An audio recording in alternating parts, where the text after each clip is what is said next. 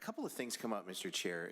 In our discussion on this, you and I have been throughout the years in discussions on what is the least restrictive alternative, what is the least restrictive environment, what is the most appropriate setting, what is informed choice. I mean, we can go on and on and on and on, right? And we could get into the weeds on this one. And I believe, Mr. Chair, you had a meeting a couple years ago with some folks at the department, and yeah, this is two or 3 years ago, specifically talking about, and we're not picking on an individual. I mean, if anything, the system failed this individual when he was a little child, and I could go on about that. And it took a federal judge, Mr. Chair, to say it is not appropriate for somebody with a developmental disability, that's what his character came in as, a developmental disability, wasn't anything else, to be placed in a state institution that was an adult. And then for the Department of Human Services at the time, not now, Mr. Chair, but to say, oh, we're going to exempt ourselves from that. And also, Judge Frank, Dakota County, some other individuals were having conversations about what would be the most appropriate placement.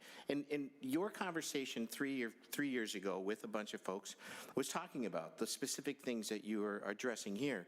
And the failure to address what you were bringing up still is evident today. Is this the most appropriate placement for an individual? Is this an informed choice decision? For Bud and the folks at Legal Aid to talk about, you know, proposing an appropriate alternative home and service options, that's what you and I have been talking about for 3 or 4 years, and it saddens me right here to see that we are still having this debate to this day. If we look at the unique and individualized needs of this individual and his disability and how it affects his life within the community, then we have failed him as a system.